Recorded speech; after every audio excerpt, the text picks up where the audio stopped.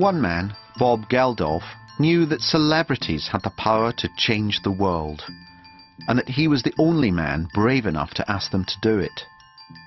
I wanted a proper fucking concert with a proper fucking achievable aim, and in the end that aim was to be an end to death.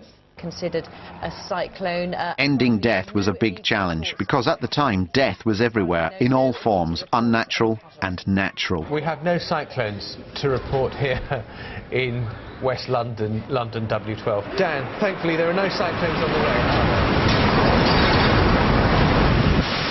I booked the venue 10 years before, knowing I would be angry at something and I'd want to stage a concert about it.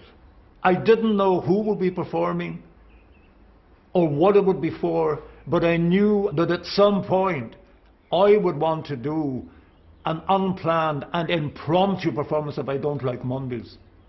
Geldof believed that if he could get enough famous people to sing in a concert, that would persuade the world's scientists to come up with a cure for death and enable those people who were already dead to rise up again. Yeah, I thought it was fraught with problems. I mean, what if he brought someone back to life and then they committed suicide? It'd just be a waste of everyone's time.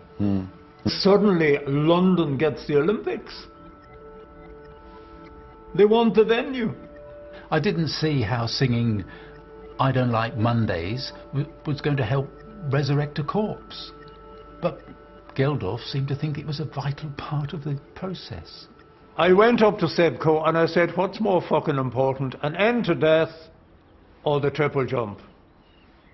He said the triple jump. He's built an entire career on the fact that he doesn't like Mondays. No, I don't like the Irish, but you don't hear me going around singing about it. Boomtown twat. Meanwhile, time was running out for Bob Geldof to organise a celebrity concert that would finally put an end to death. We had a fantastic lineup. I mean, the greatest rock and roll lineup of all time. We had Elvis Presley, John Lennon, Freddie Mercury, Kurt Cobain, Jim Morrison, and that bloke from The Shaman, all dead, all coming back.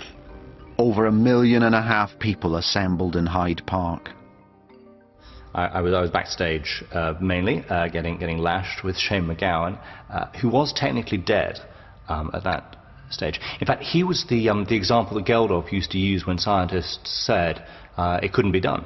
You know, he'd wheel Shane out and yell, "Well, how do you explain that then, you weasels?" The science was there to end it all. But the scientists, you know, they're just bone idle.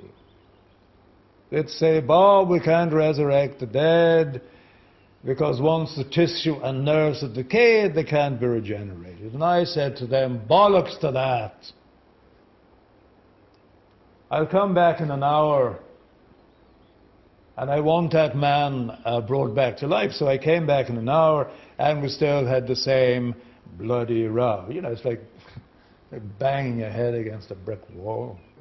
As the night wore on, death hadn't been ended. Geldof got furious. A volunteer corpse was brought on, and in front of what was now 2 million people, Geldof himself told it to rise up and walk. Which it did.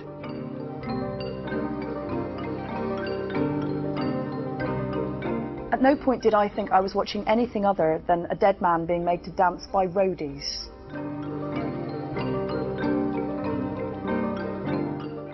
It was a sorry spectacle, and they pummeled that corpse. It wasn't graceful.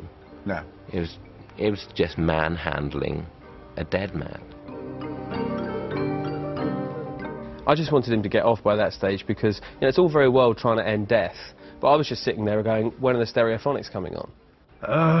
Matt Lucas and David Williams went on, but at that stage they weren't really talking to each other, so it was quite a tense sketch. And quite tasteless. But the crowd just drifted off and ripped the place apart. And ironically, for the concert, it was supposed to be ending death. There were 22 fatalities that day.